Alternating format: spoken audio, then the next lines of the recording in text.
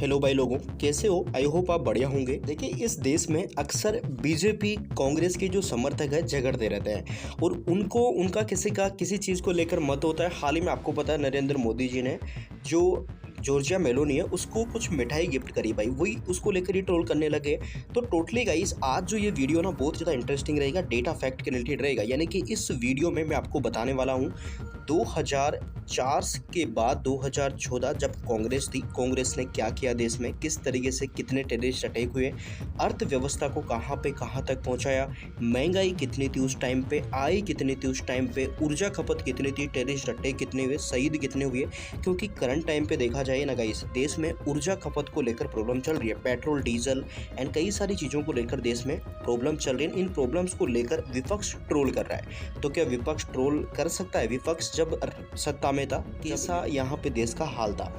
दूसरी तरफ गई जो अभी के टाइम बीजेपी है, तो बीजेपी ने 2014 के बाद देश में क्या किया, यानी कि 2014 से पहले की स्थिति अच्छी थी या 2014 के बाद की स्थिति बढ़िया है। क्योंकि लोग देखा जाए ना बीजेपी से कई सारे क्वेश्चन करते हैं और लोगों का मानना ये भी है कि 2014 के पहले बहुत गवर्नमेंट थी एंड उस टाइम पे कहा जाए महंगाई इतनी नहीं थी, जीडीपी बहुत बढ़ गई थी एंड जो अर्थव्यवस्था है लोगों की, यानी कि आम आदमी की जो इनकम है वो भी बढ़िया थी। यानी कि सभी के अलग अलग मत है।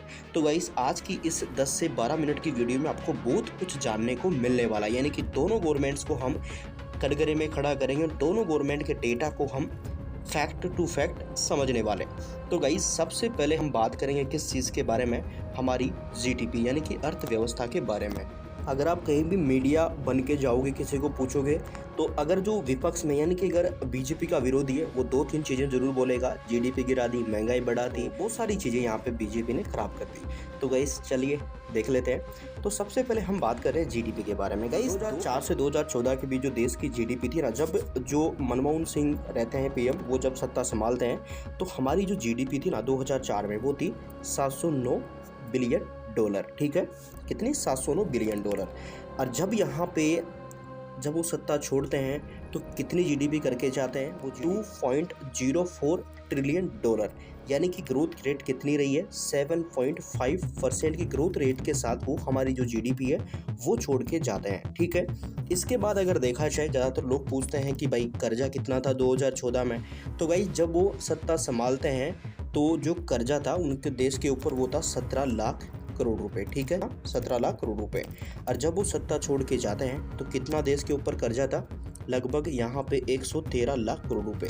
तो बीजेपी को कितना कर्जा मिला 2014 में जब सत्ता छोड़ी? 113 लाख करोड़ रुपए। ठीक है, ये बात हो गई किसकी? कांग्रेस की। इसके बाद अगर देखा जाए डेब्ट टू इक्विटी रेशियो, यानी जो हमारी जीडीपी थी उसके बदले हमारा कर्ज कितना था। तो गाइस डेब्ट टू इक्विटी रेशियो हमारा था लगभग कितना था 2004 में? ये था 67% जब मनमोहन काल था यहाँ पे। और जब 2014 में वो बीजेपी को देकर जाते हैं तो कितना छोड़ के जाते हैं? 53% हमारा डेब्ट टू जो जीडीपी रेशियो था यहाँ पे। ठीक है, अब इसके बाद गाइस बात आती है रिजर्व के बारे में। तो गाइस जब मनमोहन सिंह सत्ता संभाली थी तो हमारा जो रिजर्व था कितना था? 113 बिलियन डॉलर। ठीक है, जब सत्ता छोड़ी हमारा जो रिजर्व था 304 बिलियन डॉलर। यानी कि जो हमारा रिजर्व है वो हमें 113 बिलियन से 304 बिलियन तक जो मनमोहन सिंह है उन्होंने पहुंचाया। अब इसके बाद गाइस आती है एनडीए गवर्नमेंट यानी कि बीजेपी गवर्नमेंट। तो गाइस बीजेपी ने क्या किया? बीजेपी के टाइम पे गाइस हमारी जो छोड़ के गए थे जो यहाँ पे मनमोहन सिंह, तब हमारी जो जीडीपी थी वो लगभग 2.04 ट्रिलियन थी। वो अभी के टाइम पहुँचकर हो चुकी है लगभग यहाँ पे 4.15 ट्रिलियन डॉलर। ठीक है, इसके बाद गाइज यहाँ पे देखा जाए तो 2017 संभाली थी। इसके बाद से अगर देखा जाए पीएम मोदी ने, तो हमारा जो कर्ज है वो जब उनको सत्ता दी गई तो 1 लाख मतलब 113 लाख करोड़ का था, जो अभी के टाइम बढ़कर यानी कि 2026 में 350 लाख करोड़ तक पहुँच चुका है। यानी कि हमारा जो डेप्थ है इतना यहाँ पे पहुंच चुका है 2026 के आते आते। ठीक है, अब यहाँ पे अगर देखा जाए गाइस तो हम बात कर लेते हैं रिजर्व के बारे में कि अभी 2026 में रिजर्व कितना था। तो रिजर्व हो चुका है 715 बिलियन डॉलर के आसपास, ठीक है। अगर मैं रिजर्व की बात करूं तो बिलियन डॉलर हो चुका है, यानी कि 715 बिलियन डॉलर, ठीक है। अब यहाँ पे मनमोहन कितना छोड़ के गए थे रिजर्व? 304 billion dollar. तो 304 बिलियन डॉलर बीजेपी ने बढ़ा के कितना कर दिया? 715 बिलियन डॉलर। कितने सालों में? 10 से 12 सालों में, ठीक है। इसके बाद हम बात करते हैं गाइस यहाँ पे महंगाई के बारे में, यानी कि महंगाई का रोना बहुत लोग रोते हैं मतलब इंडिया में कि भाई इन्फ्लेशन बहुत ज़्यादा बढ़ चुका है, महंगाई बहुत ज़्यादा बढ़ चुकी है। तो देखिए, जब मनमोहन सिंह सत्ता संभालते हैं, जब महंगाई कितनी थी? लगभग 8.5। अब देखो 8.5 मनमोहन का पूरा एवरेज काल हम मान के चले तो लगभग उनकी जो कार्यकाल में जो महंगाई है वो 12% तक चली गई थी, यानी कि CPI डेटा 12% तक चला गया था। अब देखिए इसमें हुआ क्या था, इसमें कई सारी चीज़ें रही थी, यानी कि क्रूड ऑयल की प्राइस 140 बैरल प्रति डॉलर के हिसाब से तक पहुँच गई थी, यानी कि फिलहाल तो 110 से 112 प्रति बैरल है, उस टाइम पे ये 140 डॉलर तक पहुंच गई थी। तो वो सारी चीज़ें भी मनमोहन काल में हुई है, तो उसकी वजह से भी जो महंगाई है वो चरम पे रही थी। इसके बाद 2014 की मैं बात करूंगा इस, तो 2014 में 14 से 2026 के बीच देखो कई सारी जो पेंडेमिक चीज़ें हैं वो इंडिया ने झेली, जिसमें कोविड भी है, रूस यूक्रेन का वॉर भी है, और करंट टाइम पे USA ईरान इसराइल का वॉर भी चल रहा है। तो इसके चलते जो क्रूड ऑयल है वो भी बढ़ रहा है। तो यहाँ पे जो हमारी महंगाई दर है ना फिर भी बहुत ज़्यादा कंट्रोल में हमें दिख रही है, यानी कि लगभग 3.48 यहाँ पे हमें नजर आ रही है। 3.48 इन्फ्लेशन का डेटा है, जो कि बहुत ही न्यूनतम स्तर पे है यहाँ पे। अब इसके साथ मैंने जिस तरह कांग्रेस का कितना बताया, एवरेज था 8%, ठीक है। 8% का CPI डेटा था कांग्रेस के काल में। अभी कितना है? लगभग एवरेज अगर लेके चल लोगे खींच के तो 4%।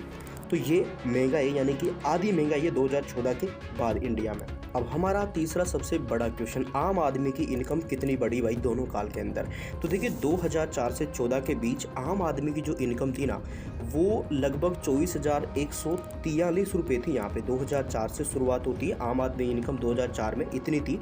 और जब मनमोहन का काल जाता है, मनमोहन जी का काल जब जाता है ना, उस टाइम पे कितने तक पहुंचा देते हैं वो आम आदमी की जो इनकम है? लगभग 74,380 रुपये प्रति ईयर यहाँ पे इतनी पहुंचा देते हैं, ठीक है।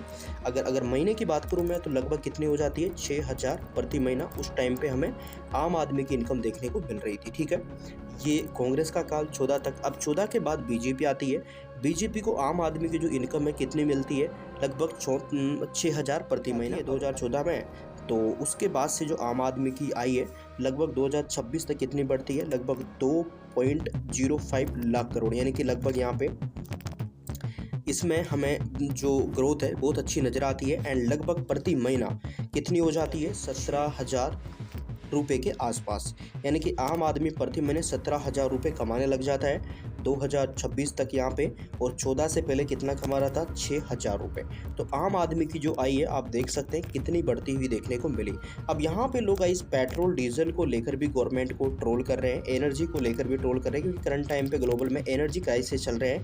तो एनर्जी को देखते हुए गाइस पेट्रोल डीजल का क्या सीन है, तो इसकी डिमांड पर भी थोड़ा प्रकाश डाल लेते हैं। 2004 में गाइस जो डीजल है, डेली हमारी जो डीजल की खपत है वो थी लगभग 9.10 लाख बैरल प्रतिदिन, ठीक है।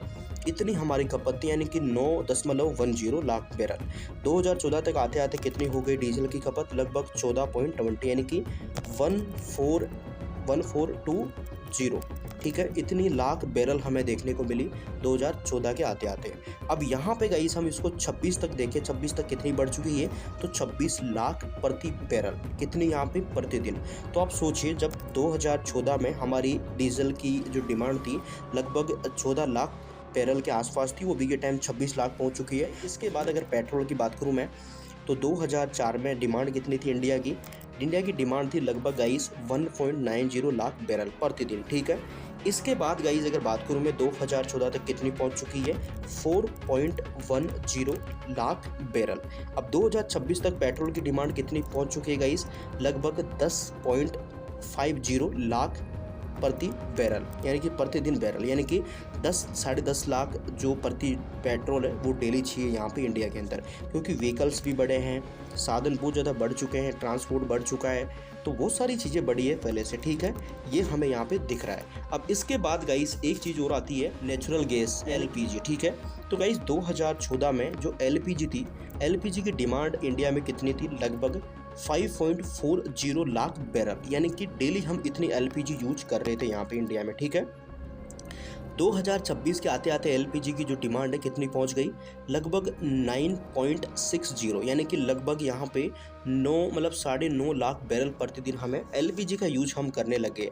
देखो 2014 तक जो एलपीजी थी ना वो कुछ चुनिंदा घरों में हुआ करती थी, जो लोग अमीर थे, जो लोग पैसे वाले थे वो एलपीजी का यूज करते थे। पर 2026 आते-आते लगभग 95 घरों में एलपीजी पहुंच चुकी है। तो एलपीजी जैसे पहुंचेगी डिमांड यहाँ पे बढ़ेगा, ठीक है।